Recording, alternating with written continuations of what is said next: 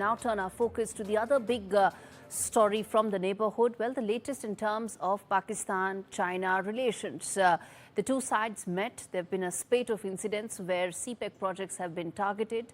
China has been asking for boots on ground time and again, something that Pakistan has resisted. But how long can it do so?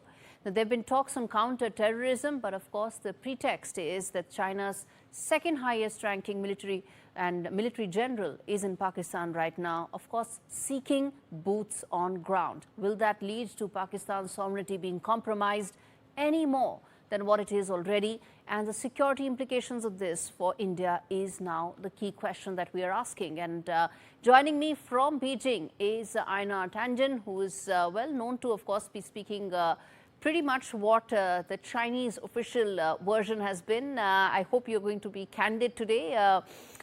Let me start by asking you that this conversation, in fact, this meeting between Chinese and Pakistani officials are taking place at a time when CPEC projects are facing a lot of attacks. There have been talks about how China may scale back on Pakistani investments and how it wants to get Chinese army on ground. Do you see that happening going forward? Well, I don't know if it'll be the Chinese army, but there is an argument that they would like to have civilian contractors who are charged with protecting the many Chinese engineers and workers who are working on CPEC. This has been a bone of contention between Pakistan and China. Pakistan has said that they would take all measures necessary, but they seem to be softening these days and readily admitting that perhaps some assistance would be useful. I see this, having Chinese security forces on Pakistani soil is probably just a step away from sovereignty being lost.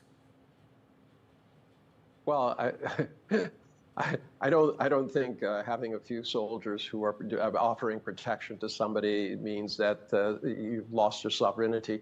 After all, it means you don't trust the Pakistani forces, right? You want your own boots on ground. Yes,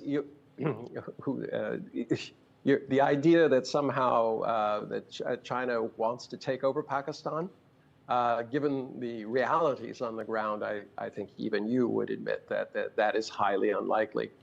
China has a huge investment, $26 billion in CPEC. They want to see it through.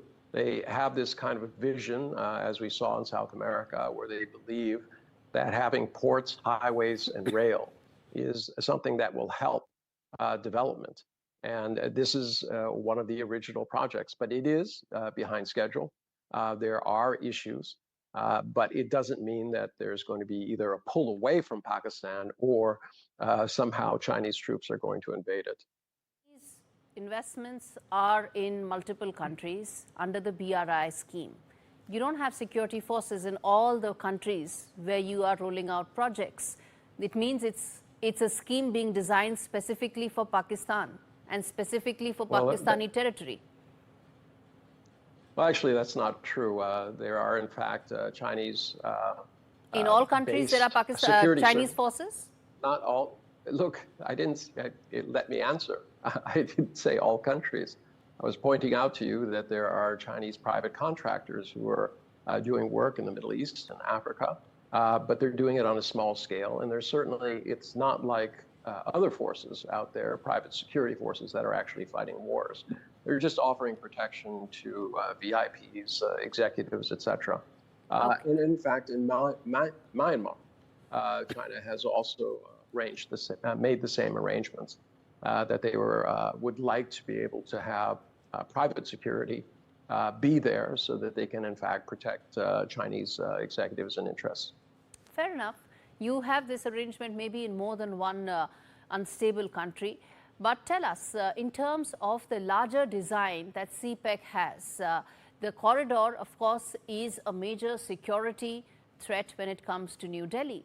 The fact that China continues to invest in this corridor, the fact that it's willing to now get its own security forces to ensure that those projects are up and running, investments are protected, also indicates, sitting here in New Delhi, the perspective that one gets is, the sense one gets is, that there is more to these projects than just common economic goals.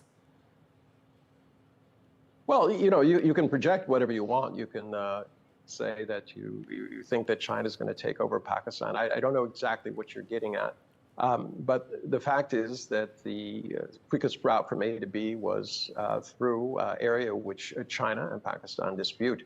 But the hope was that these countries would come together and realize that, in fact, their destinies lie in peaceful negotiations and settlement and trade, not through this kind of tit-for-tat warfare, or I shouldn't say warfare, tit-for-tat tensions that continue to be part of it. I mean, Pakistan is obviously undergoing some very, very difficult times economically, socially, and politically.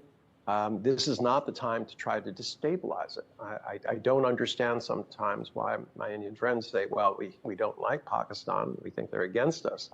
But a Pakistan that is unruled, that is just spreading out across the areas, could be a real danger to India. And so I don't understand this constant idea that Pakistan has to be put down or put in their place. I did not say that India's interests lie in an unstable Pakistan. I never said that. In fact, instability of Pakistan, I haven't even asked you, because that has separate and important ramifications, sir. And the fact that an unstable Pakistan with Chinese security forces on ground actually means that the security implications for India just multiply, which is why I asked you about the sovereignty being the #1 question. How do they multiply? Please explain to me. You keep saying that this is a threat to India. How would a trade route be a threat to India? It's not just a trade route, sir, and I wish we had more time, but that's television. We will chat about this offline, and I will tell you why I feel there is more to it than just being a simple trade route. The reason why countries around the world question BRI, India is not alone. Around the world, those questions are being asked because it's not just a trade route. Thanks much for taking out the time and speaking to NDTV and India Global.